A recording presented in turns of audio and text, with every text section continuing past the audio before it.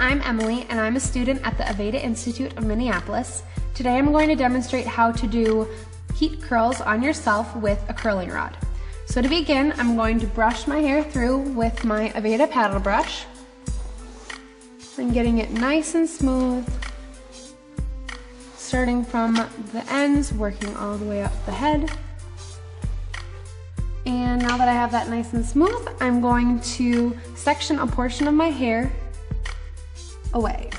So I'm gonna do about 1 inch or 2 inches of hair, depending on how much hair you have and how thick it is. So I'm gonna twirl that around and clip it away with duckbill clips.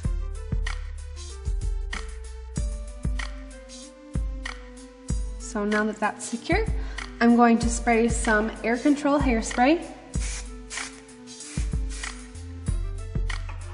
and brush it out.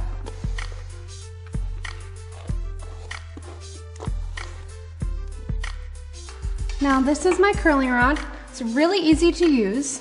If you don't have a curling rod at home, you can use a regular curling iron and just keep it together. What you do is you wrap your hair around the rod, like so. Just twirling it around and around. And I'm gonna hold for about 1, 2, 3. And I get this really nice, beautiful curl. And I'm gonna move over to the other side and start 2 curls over here. So again, just wrapping that hair around. Being really careful to get nice and close, but don't burn your fingers. 2, 3.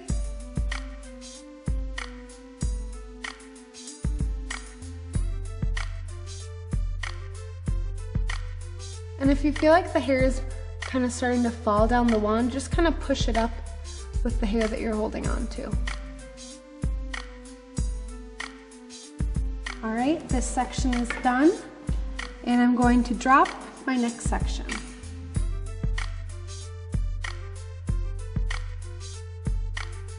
So just using my fingers to part that out.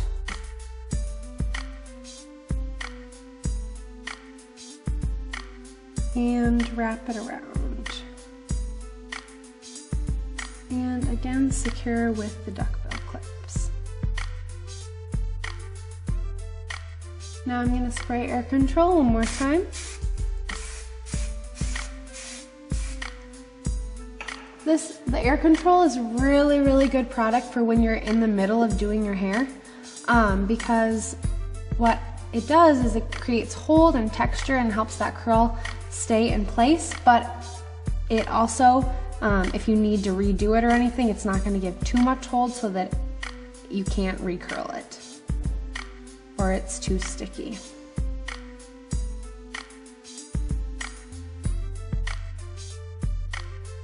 So I'm just taking little sections. If you have a lot of hair, make sure that it's not too big of sections, because otherwise it won't get evenly curled.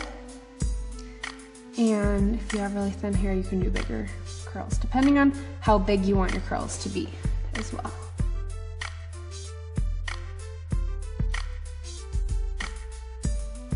I really like to make sure the ones by my face and on top are really extra perfect, because those are the ones that are the most visible, opposed to the ones underneath everything else. So just take a little extra care on those ones. Alrighty, perfect.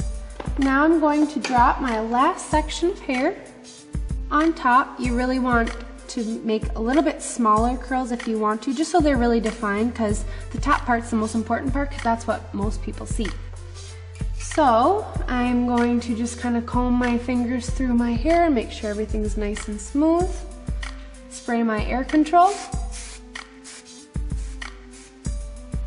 on this last section, and going to start. So I'm just gonna take my section, run my fingers through it, and begin to curl. And again, I really like my top curls to be the best curls, so take a little extra care.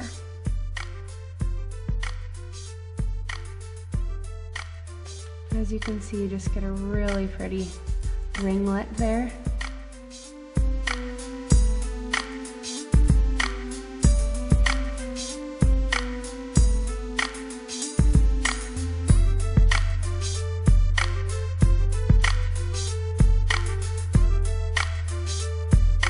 All the way to the end and hold.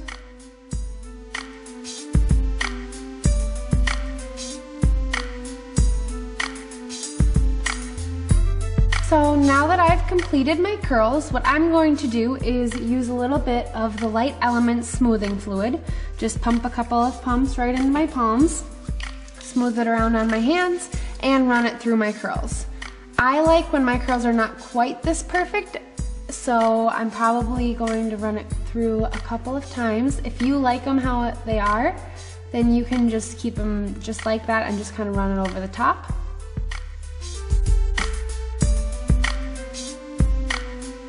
And in the back.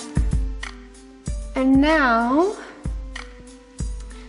that my curls are exactly the way that I want them, I'm going to use some air control and spray that in, just so that I have these beautiful curls for the rest of the day and evening.